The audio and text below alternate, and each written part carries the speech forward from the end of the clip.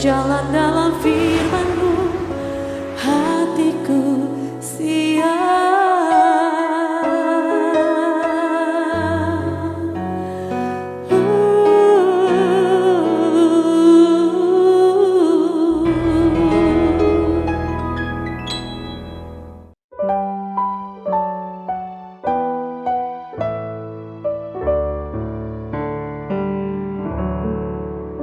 Salam, God lover yang dikasihi oleh Tuhan Yesus Kristus. Apa kabar?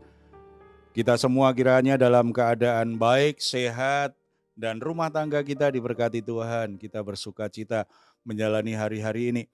Tetapi kalau toh kita punya pergumulan, jangan khawatir karena Allah kita adalah Allah yang mengasihi kita. Mari kita hampiri tata kasih karunia Tuhan karena kita percaya dalam hadirat Tuhan kita akan mendapatkan kelegaan, mendapatkan pertolongan.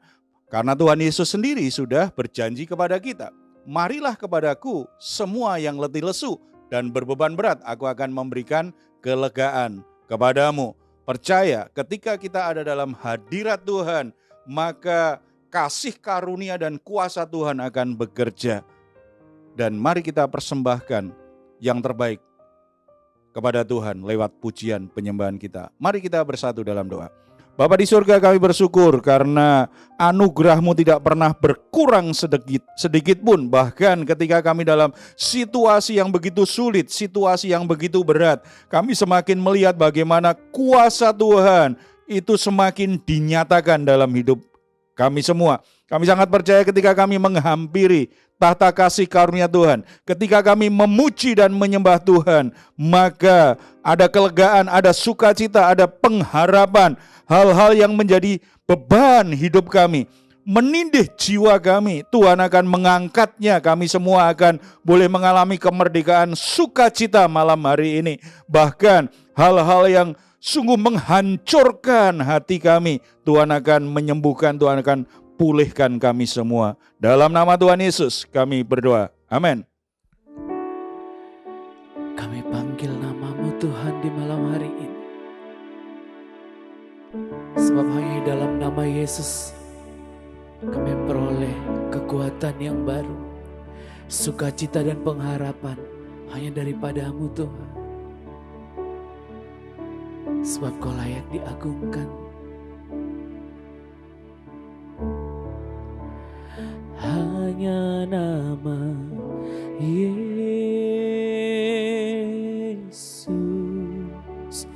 hanya nama Yesus,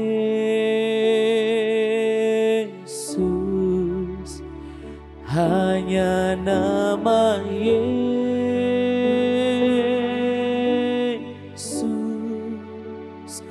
berikan ku harapan. Hanya nama Yesus,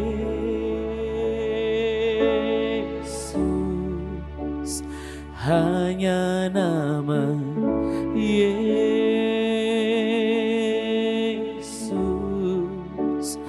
hanya nama Yesus,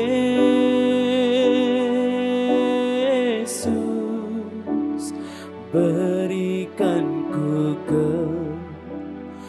kepastian.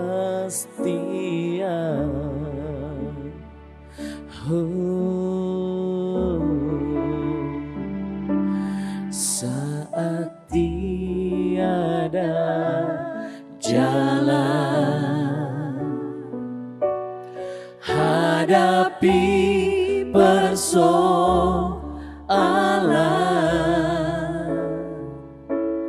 Yesus ada di sana yang memberiku jawaban. Pahitnya kenyataan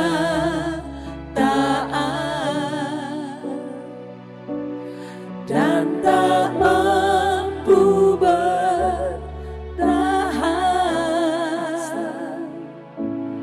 Yesus ada di sana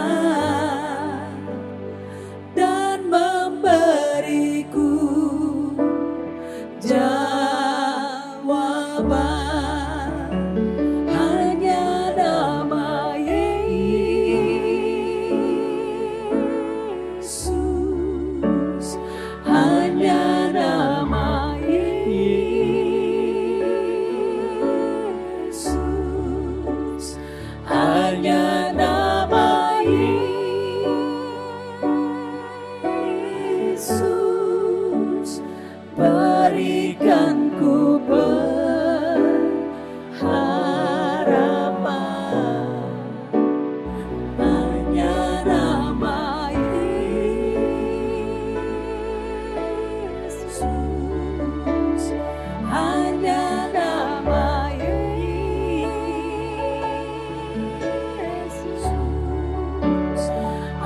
hanya nama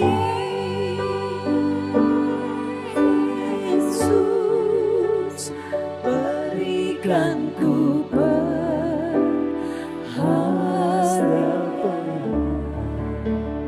Hanya nama Yesus,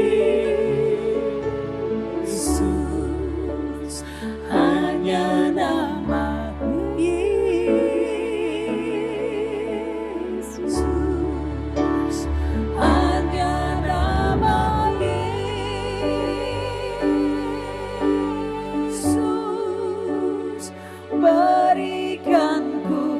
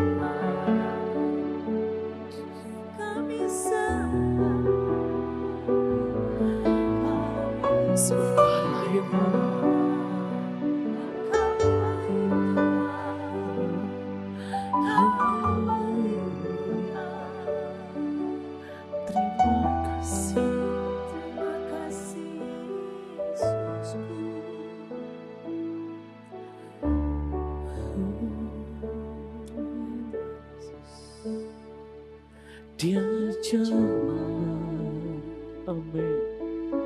senang hidupku dan beri damai di hatiku.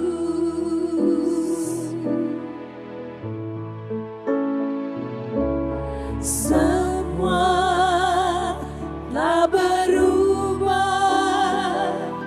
dan aku tahu Yesus jamah ku jadi baru. Sebab Engkau jamah kami. Dia jamah senang hidupku dan beri damai di hatiku.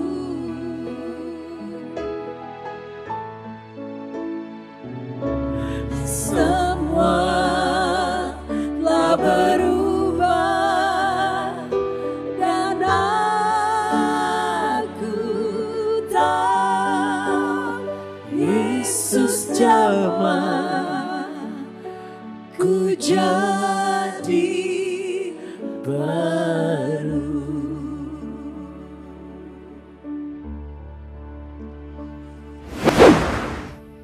Puji Tuhan, saudara-saudara yang dikasihi Tuhan Yesus Kristus, ketika Tuhan menjamah hati kita, maka akan terjadi kesembuhan di batin kita, akan terjadi pemulihan dalam hidup kita. Ada situasi yang sangat menyakitkan dalam hidup ini, salah satunya adalah korban pelecehan. Menjadi korban pelecehan tidak selalu enak, bahkan selalu menyakitkan. Dalam satu pelayanan saya pernah melayani satu kelompok anak SMA. Ada satu anak yang ingin konseling secara pribadi. Anak ini sangat manis, sangat ceria, tetapi ternyata dia punya masalah. Dia cerita bahwa dia terlalu mudah untuk mempercayai orang, terlalu mudah untuk jatuh cinta kepada teman prianya sejak SMP. Dan ketika sudah ada hubungan mereka pacaran, selalu dia juga terlalu mudah untuk memberikan tubuhnya, melakukan hubungan seks sejak dia remaja. Dalam proses konseling itu kemudian saya tanya, mengapa kamu melakukan itu? Ada dua hal yang dia katakan. Yang pertama, karena menurut saya, kalau memang saya mencintai seseorang, maka saya akan berikan tubuh saya kepada dia supaya orang yang mencintai saya tambah mencintai saya. Kemudian alasan yang kedua, dia berkata, mungkin dengan memberikan tubuh saya mau berhubungan seks dengan pacar saya akhirnya tambah sayang kepada saya. Saya tanya sejak kapan dia ada kecenderungan seperti itu, melakukan hal itu. Dia mulai cerita sejak kelas 1 SMP. Dalam obrolan selanjutnya dia mulai cerita sejak kelas 5 SD dia dilecehkan oleh ayahnya sendiri. Dia mengalami pelecehan seksual di rumahnya sendiri. Awal-awal dia takut, dia menolak, tetapi selalu diancam, dan akhirnya dia justru menikmati hal itu. Hal yang sering dia dengar dari ayahnya selalu berkata, karena papa sayang sama kamu, kalau kamu juga sayang sama papa, mari kita melakukannya. Karena itu sering dilakukan, anak ini jadi berpikir bahwa untuk menunjukkan kasih sayang itu melakukan hubungan seks, kalau itu dengan lawan jenis. Dan itu juga yang dia lakukan kepada teman-temannya. Dia gonta-ganti pacar dari sejak SMP dan selalu lakukan hal tersebut. Belakangan di akhir sebelum saya doakan, dia cerita, sebenarnya saya juga merasa sudah terlalu kotor. Saya tidak mungkin lagi dicintai, saya nggak pantas dicintai laki-laki. Makanya selama masih ada, apa salahnya? Saudara-saudara yang dikasihi Tuhan, tidak selalu mudah, terlalu sulit orang-orang yang mengalami korban pelecehan seperti itu. Di Alkitab ada kisah yang mirip seperti itu, tetapi yang melakukan adalah kakaknya sendiri. Ada dari anak Daud yang bernama Amnon. Amnon ini punya saudara tiri namanya Tamar. Amnon jatuh cinta kepada Tamar, lalu ingin memilikinya secara fisik. Di 2 Samuel pasal 13, saya bacakan ayat yang kedua. Hati Amnon sangat tergoda sehingga ia jatuh sakit karena Tamar saudaranya itu, sebab anak perempuan itu masih perawan, dan menurut anggapan Amnon mustahil untuk melakukan sesuatu terhadap dia. Jadi Amnon jatuh cinta kepada adik tirinya. Perasaan jatuh cintanya begitu kuat sampai Amnon jatuh sakit. Jadi saudara-saudara, ternyata jatuh cinta bisa buat orang sakit. Manik pernah nggak sampai sakit jatuh cinta dengan seseorang? Nah, itu berarti sangat kuat sekali, sangat tertarik sekali dengan adik tirinya. Kemudian dia sakit. Ketika sakit, temannya kasih ide. Minta kepada ayahmu supaya adik Tamarmu yang membawakan makanan ke kamarmu. Itu yang dia lakukan. Kemudian benar, Tamar itu kemudian membawa makanan kepada kakaknya di kamarnya. Di ayat yang ke-11 sampai 14 saya bacakan. Ketika gadis itu menghidangkannya kepadanya supaya ia makan, dipegangnyalah gadis itu dan berkata kepadanya, marilah tidur dengan aku, adikku. Tetapi gadis itu berkata kepadanya, tidak kakakku, jangan perkosa aku, sebab orang tidak berlaku seperti itu di Israel. Janganlah berbuat noda seperti itu. Dan aku, kemanakah ku bawa kecemaranku? Dan engkau akan dianggap sebagai orang yang bebal di Israel. Oleh sebab itu, berbicaralah dengan raja, sebab ia tidak akan menolak memberikan aku kepadamu. Tetapi Amnon tidak mau mendengarkan perkataannya, dan sebab ia lebih kuat daripadanya, diperkosanyalah dia, lalu tidur dengan dia. Saudara, sangat menyedihkan, sangat tragis sekali. Seorang kakak, walaupun kakak tiri, memperkosa adiknya sendiri. Ini pasti sesuatu yang sangat mendukakan hati luar biasa. Sampai akhirnya Tamar ini dia berduka cita luar biasa, meratap luar biasa, karena apa yang dia alami itu sungguh-sungguh merobek hatinya. Tidak hanya bajunya yang dirobek, tetapi dia robek hatinya luar biasa. Dia merasa sebagai wanita yang tercemar, wanita yang kotor. Itu kesedihan yang luar biasa. Makanya dia meratap dengan suara yang sangat keras dalam derita batin yang dia alami saat itu. Jadi apa Pak akibat buruk dari orang yang mengalami pelecehan itu Pak? Biasanya orang yang mengalami pelecehan seksual, dia akan merasakan dirinya itu tercemar. Merasa dirinya kotor. Merasa dirinya akhirnya tidak layak untuk dicintai. Dan ini sebenarnya sebuah kepercayaan yang salah, sebuah kebohongan. Karena bagaimana mungkin ada orang yang melakukan pelecehan, bertindak jahat terhadap dia, lalu dia merasa tubuhnya kotor. Tapi itulah yang dirasakan orang-orang yang menjadi korban pelecehan, terutama pelecehan seksual. Dia akan merasa dirinya sangat kotor, merasa dirinya tercemar. Saya ketemu orang yang jadi korban seperti itu. Satu hari dia bisa mandi 5 kali karena merasa tidak pernah bersih tubuhnya. Dia begitu sakit hati, begitu hancur hati luar biasa. Dan pasti akan merasa sangat dikhianati. Karena pelecehan-pelecehan ini lebih banyak terjadi di rumah. Pelakunya lebih banyak orang-orang dekatnya. Makanya ini sesuatu yang sangat mengerikan. Sesuatu yang sangat menyedihkan sekali. Sayangnya korban pelecehan biasanya takut untuk cerita. Karena diancam sama merasa dirinya cemar tadi. Jadi sebuah kepercayaan salah.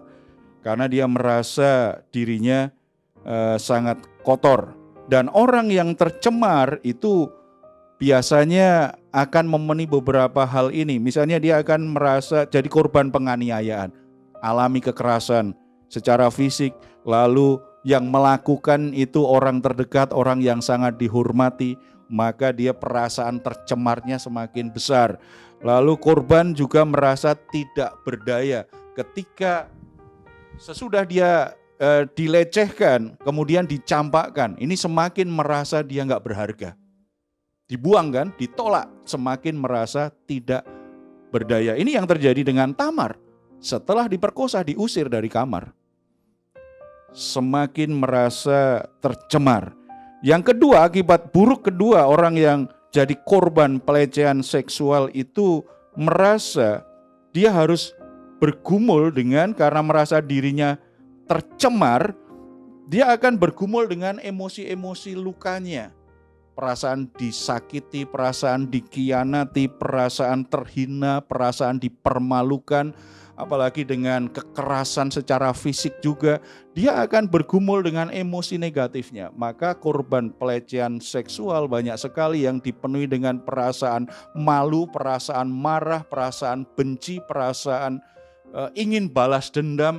Itu berkecamuk luar biasa. Akibatnya kalau tidak cepat sembuh, tidak cepat pulih, kadang-kadang mereka akhirnya balas dendam betulan kepada orang yang sudah melecehkan itu. Karena bergumul dengan perasaan begitu. Karena dia bergumul dengan emosi-emosi negatif ini, secara kepribadian, secara relasi pasti jadi sangat terhambat sekali. Kita akan ketemu dia menjadi sangat tertutup, dia mudah tersinggung, hal seperti itu bisa terjadi. Ya. Kalau begitu Pak, bagaimana cara mengalami kesembuhan dari luka hati akibat pelecehan tersebut? Akibat pelecehan ya. Jadi sebenarnya prinsipnya sama sih. Semua pelecehan apapun, tidak hanya pelecehan seksual. Pelecehan yang sifatnya verbal, sifatnya kekerasan fisik. Itu sama sebenarnya prinsipnya. Untuk mengalami kesembuhan dari luka itu, Ada beberapa hal yang kita mesti mengerti dari kebenaran Tuhan. Yang pertama, jangan terus terpenjara dengan kebohongan bahwa saudara itu saudara adalah korban. Kita ini bukan, jangan biarkan dirimu jadi korban terus-menerus. Ketika kita dilecehkan, itu kan kita udah jadi korban. Tapi jangan biarkan kita merasa jadi korban terus. Jangan. Yang sebenarnya terjadi apa? Kita korban orang, betul. Tetapi setelah itu kalau kita terus terpenjara, menempatkan diri kita sebagai orang yang jadi korban terus, makanya kita dipenjara dengan perasaan malu terus. Kita akan takut untuk cari pertolongan. Kita harus menempatkan diri, ingat, kita ini korban. Karena kita korban, kita harus menyelesaikannya dengan baik. Tetapi jangan terpenjara sebagai korban terus-menerus. Kita harus bereskan itu dalam hidup kita. Kita harus menerima kenyataan ya bahwa kita memang jadi korban pelecehan. Itu benar. Karena saya korban, saya tidak mau dong saya terus jadi korban. Kalau pelaku itu ada di rumah kita, kalau pelaku itu orang-orang yang kita kenal, kita mungkin takut. Tetapi karena kita tidak mau jadi korban terus, cari pertolongan. Di masa kini kan banyak sekali pertolongan untuk korban kekerasan saja banyak, apalagi korban pelecehan seksual. Negara sudah memfasilitasi dan ada orang-orang yang bisa menolong. Kita mesti cari pertolongan. Jangan terpenjara sebagai korban terus. Harus menerima realita, kenyataan, ya saya jadi korban pelecehan. Tetapi saya tidak mau terus terpenjara dengan situasi ini. Saya akan cari kesembuhan, cari pertolongan. Saya bisa maklum korban-korban pelecehan seksual itu biasanya tertutup sekali karena takut dan malu. Tetapi selama takut dan malu, justru kita terpenjara dengan peristiwa yang sangat buruk itu. Kita harus keluar. Kalau ingin sembuh, kita buka. Tapi buka di tempat yang tepat kepada orang yang tepat. Tujuannya untuk menyelesaikan, untuk mencari pertolongan. Yang kedua, hidup Anda tidak akan berakhir dengan pelecehan yang saudara alami. Ya, memang ada orang berbuat jahat kepadaku, tetapi hidupku tidak pernah berhenti dan tidak akan berhenti gara-gara ada orang yang berbuat jahat kepadaku. Demikian juga dengan pelecehan seksual. Jadi saudara-saudara yang dikasihi Tuhan, mungkin saudara pernah jadi korban pelecehan seksual. Sampai sekarang tidak ada satupun yang tahu. Sampai sekarang saudara tidak cerita kepada siapapun. Tetapi kalau saudara ingin bebas, saudara ingin sembuh, saudara harus mulai cerita, saudara harus mulai terbuka kepada seseorang yang saudara bisa percaya, mencari pertolongan. Dan saudara jangan biarkan pengalaman buruk yang pernah saudara alami itu membuat saudara tidak meraih apa yang Tuhan rancang untuk masa depanmu. Membuat saudara menjadi tidak bahagia selama-lamanya. Membuat saudara akhirnya justru mengalami penderitaan batin terus-menerus. Saudara harus terus melangkah. Jangan biarkan ini menghentikan langkah hidupmu menuju masa depan yang sangat baik yang Tuhan siapkan dalam hidupmu. Jangan menyerah, cari pertolongan. Dan yang ketiga, pasti harus mau mengampuni. Tidak ada cara yang lain kalau kita ingin mengalami kesembuhan dari luka hati kita. Kita harus mau mengampuni. Apakah mudah? Tidak mudah.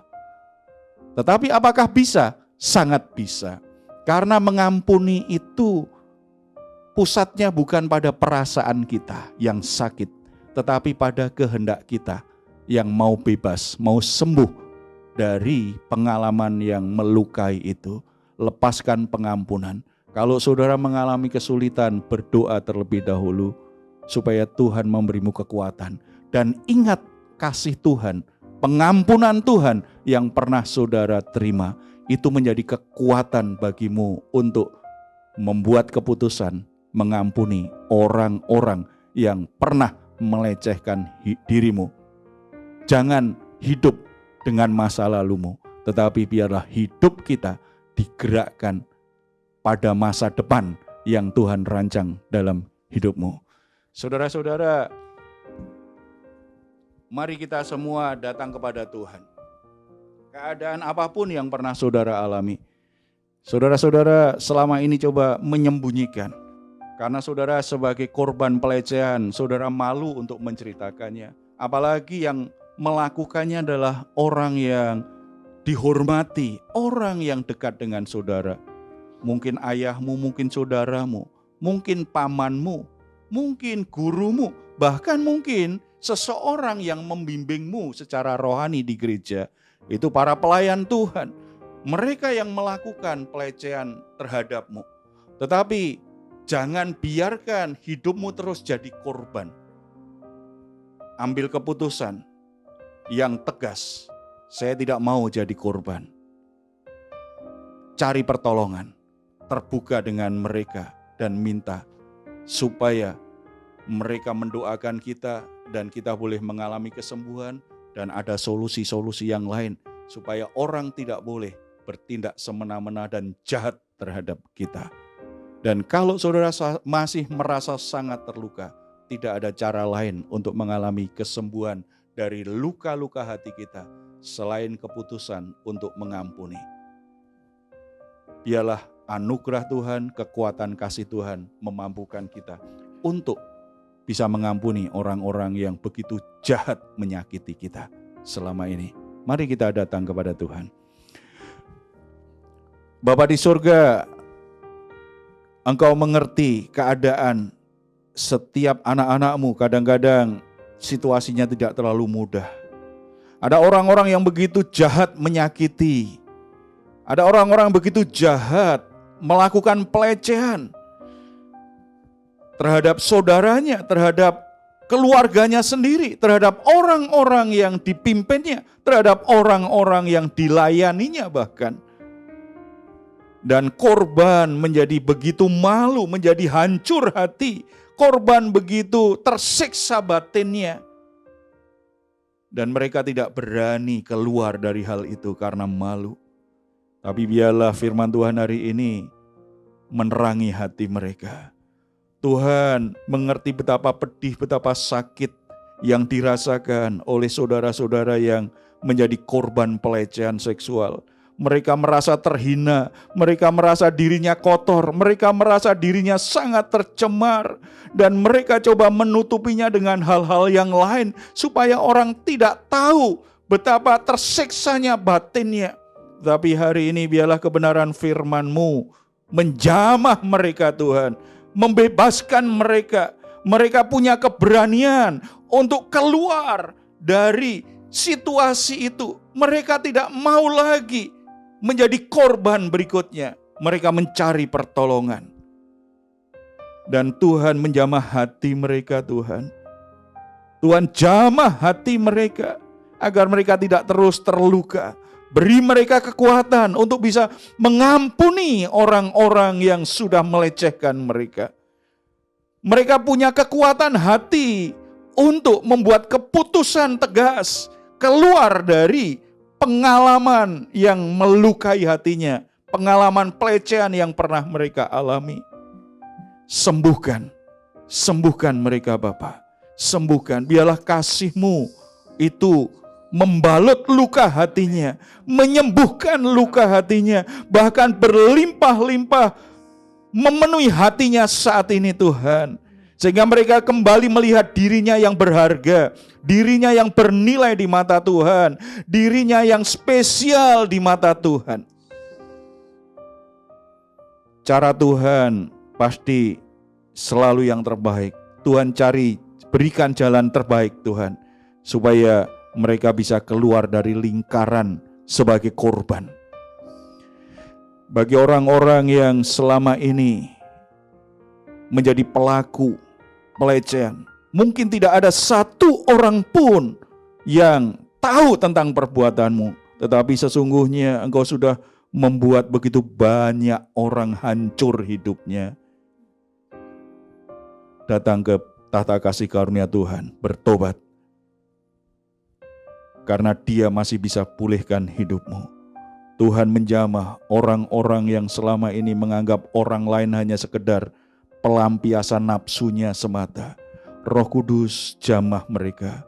Nyatakan belas kasihan-Mu Tuhan, supaya mereka tidak terus terikat dengan dosa-dosa seksualnya.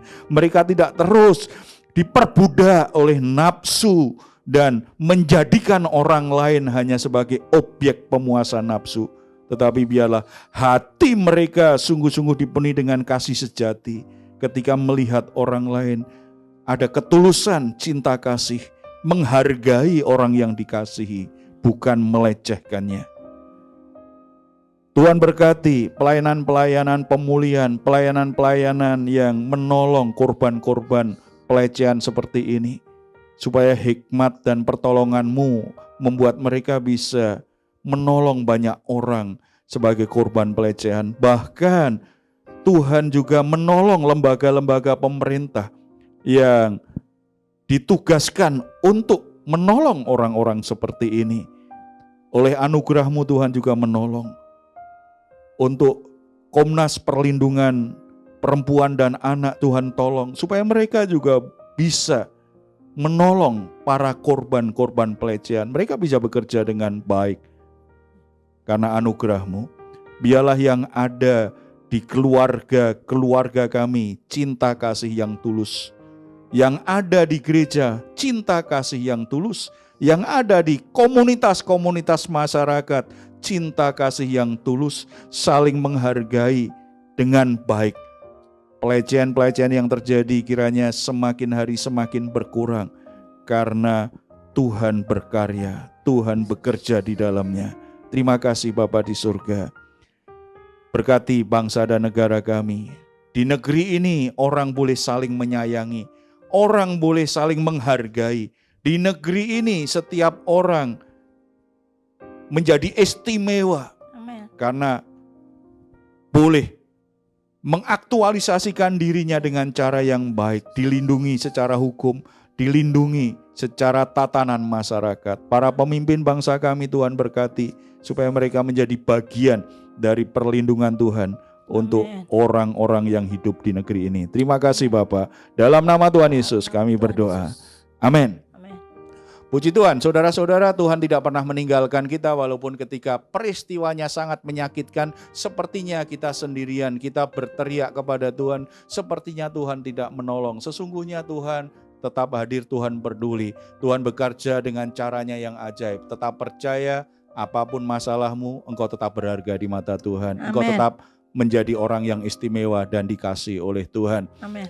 Bagi saudara-saudara yang punya pergumulan berat dalam hidupmu, membutuhkan dukungan doa, jangan ragu untuk menghubungi nomor telepon yang tertera di layar saudara. Tim doa kami akan mendukung saudara dalam doa. Kerinduan kami semuanya, saudara-saudara semua diberkati Tuhan, ditolong Tuhan, anugerah Tuhan semakin berlimpah-limpah dalam hidup saudara semua. Kalau saudara ingin memberikan komentar, silahkan menuliskannya di ruang komentar yang ada di channel Diaspora TV. Kami tunggu. Mazmur 4 ayat 8-9. Engkau telah memberikan sukacita kepadaku lebih banyak daripada mereka ketika mereka kelimpahan gandum dan anggur. Dengan tentram aku mau membaringkan diri, lalu segera tidur, sebab hanya Engkaulah ya Tuhan yang membiarkan aku diam dengan aman. Puji Tuhan, selamat malam, selamat beristirahat. Tuhan Yesus memberkati kita semuanya. Salam.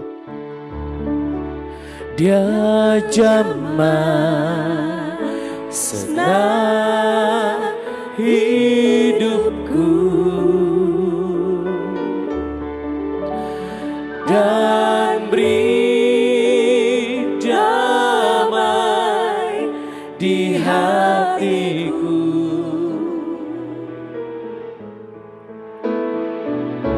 Semua telah berubah dan aku tahu Yesus jamah ku jadi baik.